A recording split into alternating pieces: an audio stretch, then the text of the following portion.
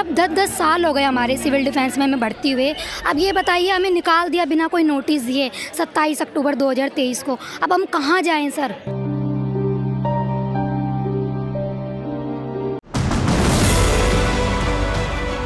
विकल्प वाणी, सच्चाई की खोज। दोस्तों, आपके स्क्रीन पर पीली पीली जैकेट पहने हाथों में प्लाकार्ड लिए जो लोग दिख रहे हैं, ये दिल्ली सिविल डिफेंस वॉलंटियर्स हैं। ये लोग आज दिल्ली के जंतर मंतर पर अपना रोजगार मांगने आए हैं। इसीलिए इनके प्लाकार्ड पर लिखा है, हमारा रोजगार दो।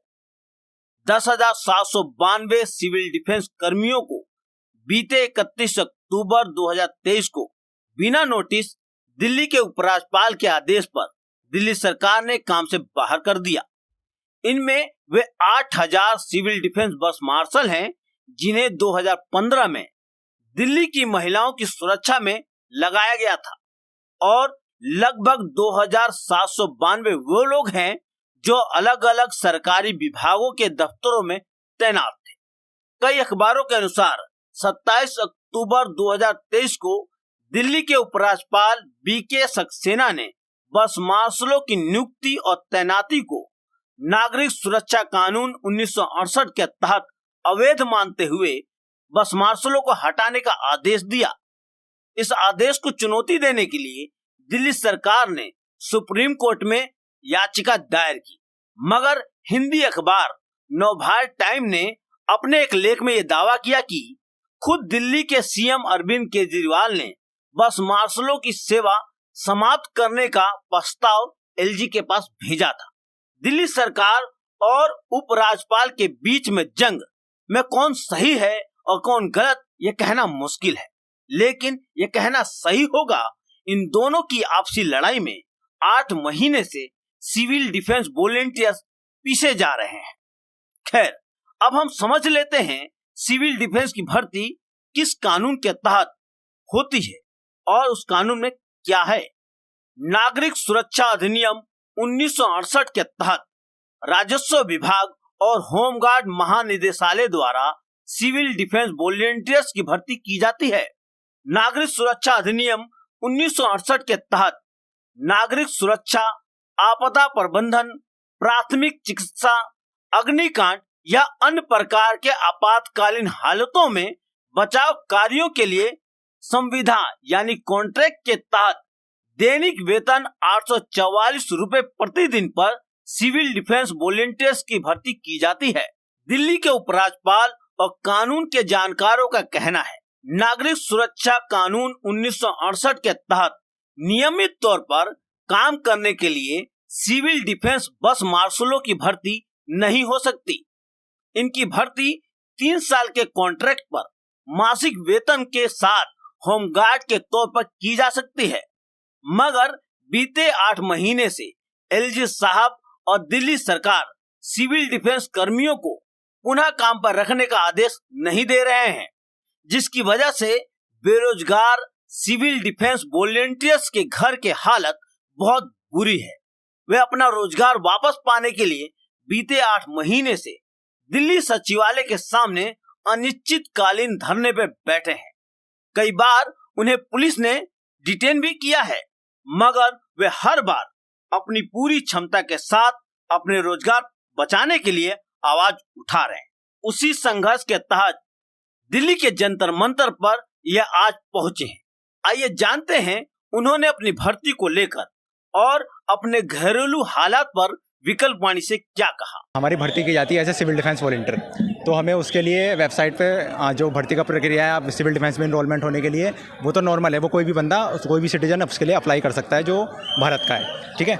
तो हम उसमें इनरोल थे। फिर उसके बाद एक नोटिफिकेशन निकाला गया, पब्लिक नोटिस, कि हमें बस मार्शल की ज़रूरत है और इतनी तारीख को इंटरव्यू हो, और उसके लिए ये क्राइटेरिया कि इतनी हाइट चाहिए, इतना आपका वेट होना चाहिए, ये मेडिकल सर्टिफिकेट होना चाहिए और मेंटली और फिजिकली फिट होने चाहिए।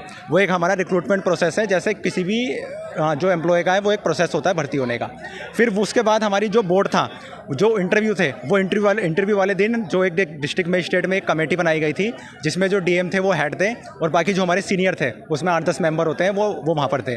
वहाँ पर हमारा जो हाइट नापी गई, ठीक है, नॉर्मल जो हमारा फिजिकल सर्टिफिकेट है वो चेक किया गया और जो हमसे फिर हमारा इंटरव्यू लिया गया, जिसमें जर्नल क्वेश्चन पूछे गए थे। जैसे MCQ क्वेश्चन होते हैं ना जो हम आजकल देते हैं पेपर, तो वो हमसे वर्बली वहाँ पर पूछे गए थे। तो उसके जवाब देने के बाद फिर उसके बाद कुछ दिन बाद वो लिस्ट जारी होती थी कि इन बंदों को उसमें चयन किया गया है और फिर उसके बाद उनको वहाँ भेजा जाता था, जो भी उनका RM ऑफिस होता था या फिर जो भी उनको डिपो अलॉट होता था। तो ये हमारा रिक्रूटमेंट प्रोसेस था पूरा, जो कि पूरा एक पैरामीटर के साथ और पूरा जो एक एज एम्प्लॉय जो कोई भर्ती होता है उस तरीके से हमें इनरोल किया था इन्होंने। हम लोगों का जो डिप्लॉयड हुआ था दिल्ली के SDM और DM के थ्रू इंटरव्यू लेने के बाद नियुक्ति की गई थी। हम लोगों ने अपना सेवा काल 8 से 10-15 साल अलग अलग हुआ है। सेवा काल में फर्स्ट प्रायोरिटी थी महिला सुरक्षा, जिस पे हम लोगों की नियुक्ति की गई थी। उसके बाद हम लोग वृद्धा का भी करते थे, विकलांग का भी करते थे। जो भी हम कोरोना काल में PM मोदी जी द्वारा या अन्य केजरीवाल जी द्वारा सर्टिफिकेट दिया गया, मोदी जी बोले ये कोरोना योद्धा फर्स्ट वर्कर लाइन है। लेकिन फिर भी क्या रीज़न रहा कि हम लोगों को 31 अक्टूबर 2023 को एक झटके में बिना कोई नोटिस के 10,792 लोगों को बेरोजगार कर दिया गया। दोनों सरकार के विधायकों से, सांसदों से, सबसे मिलकर हमने ज्ञापन दिया। आश्वासन के अलावा कुछ नहीं दिया। फिर चुनाव आ गए, चुनाव का अभी चुनाव में बिजी है। आज चुनाव हो गए, उसके बाद उस दिन हम आतिशी के वहाँ पर ये सही विनती लेकर गए थे कि मैडम हमारा अब तो चुनाव हो चुके हैं, अब हमारा कुछ कीजिए। पर उन्होंने भी बस अपने उनके साथ उसके द्वारा मार पीट कर भगा दिया। और बीजेपी के गुंडे का हम कहते हैं, कहाँ से हम बीजेपी के गुंडे हैं? हम अपने रोजगार के लिए बैठे हैं। बहुत गरीब लोग हैं, मध्यम स्थिति के लोग हैं, हम कोई हाई फाई लोग नहीं हैं। आप हमारे घरों में आके देखिए क्या स्थिति आ गई है। किराया नहीं दे पा रहे, बच्चे रो रहे, जान हमारे सामने रोते हैं कि मैडम कुछ कीजिए। हम स्टार्टिंग से लगे हुए हैं, पर कोई सी सरकार ने हमारी सुध-बुध नहीं ली है। सर घर की कंडीशन बहुत ज़्यादा ख़राब है, बच्चे पालना मुश्किल हो रहा है, एडमिशन भी नहीं हो पा रहा है बच्चे का, और रोज़गार जाने से बहुत हाल ख़राब है। क्योंकि जो लोग हम लोग ड्यूटियाँ करते थे वो हम पेड भी करते थे, अनपेड भी करते थे, हमें बहुत अच्छा लगता था। अब बहुत अफसोस की बात है कि बिना नोटिस का हमें निकाल दिया गया। सर घर की कंडीशन तो बहुत ज़्यादा ख़राब होती चली जा रही है। पहले तो हमें लगा कि शुरू के 1-2 महीने हम प्रोटेस्ट करेंगे तो शायद दिल्ली सरकार हमारी बात को सुनेगी, समझेगी, पर अब सर बहुत ज़्यादा कंडीशन ख़राब हो गई है कि 1-1 रुपये को मोहताज हो गए हैं। भाई की घर में इकलौती मैं ही हूँ घर में कमाने वाली, छोटा भाई है, पढ़ाई लिखाई का खर्चा, सर घर चलाना बहुत मुश्किल हो गया। हम 8 महीने से पहले सचिवालय बैठे, वहाँ पर हमें बहुत परेशान किया गया सरकार के द्वारा। पुलिस ने हटाया, डिटेन किया काफ़ी। फिर उसके बाद हम पावर हाउस 8 महीने से बैठे, कोई सरकार ने सूद-बूद नहीं ली है बिल्कुल भी। जो पुलिस प्रशासन है, काफ़ी लोग काफ़ी टाइम फिर डिटेन कर लिया जाता है। अब वो उनके ऊपर क्या प्रेशर है या क्या नहीं प्रेशर है ये तो हम नहीं जानते हैं, मगर भाई उनके ऊपर भी सरकार है, वो भी जो प्रेशर अंडर प्रेशर में ही काम करते हैं। ये नहीं कि वो अपनी मर्जी से हमें अरेस्ट कर लेते हैं, वो भी हमारा सपोर्ट करते हैं, ये नहीं कि सपोर्ट नहीं करते हैं, मगर फिर भी जो कुछ लोग होते हैं ना तो उनको प्रेशर में ये चीज़ें करनी ही पड़ती है। ये सारी सरकार की नीतियाँ हैं कि इनको अरेस्ट कर लिया जाए या डिटेन कर लिया जाए, वो सब कुछ मिला जुला ही रहता है। सरकार क्या कहती है हर बार जब चुनाव आते हैं कि हम रोजगार देंगे, इतना रोजगार देंगे, तो अब कैसे रोजगार? 10,792 दिल्ली में बेरोजगार होना, ऐसी बड़ी दिल्ली में महंगाई में, उनकी स्थिति पूछो घर की क्या हो रही होगी। आतिशी जी अभी 2 दिन धरने पर बैठी, उसकी हालत खराब होगी। हमारे कुछ साथी जो मर चुके तो उनकी स्थिति क्या हो रही होगी जब वो AC में रहने 2 दिन में उनकी हालत करी। तो गरीब लोग हैं, इस जनता को कौन देखेगा? माई बाप होता है ना बिठाने जो बैठा ऊपर, तो वो ही नहीं देखेगा तो कौन देखेगा? तो मैं सरकार से, दोनों सरकार से विनती करना चाहूँगी कि आप लोगों का फर्ज होता है इस जनता को देखना, इसकी स्थिति को सुधारना। तो अगर वो ही नहीं कर सकते तो अपने पद से इस्तीफा दे दे। दोस्तों, आपको याद होगा बीते लोकसभा चुनाव 2024 में केंद्र सरकार की बीजेपी और दिल्ली सरकार की आम आदमी पार्टी युवाओं को रोजगार देने का दावा कर रही थी, मगर आज सरकारी विभाग सिविल डिफेंस में काम करने वाले 10,792 कर्मियों को बाहर निकाल के बाहर फेंक दिया गया है।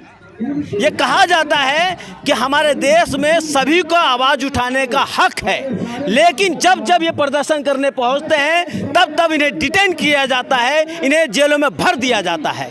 ये तो भी सवाल कर रहे हैं कि किस तरह का लोकतंत्र है जहां लोगों को सवाल करने के लिए, अपने ऊपर होने वाले जुल्म के खिलाफ आवाज़ उठाने के लिए भी रोक दिया जाता है।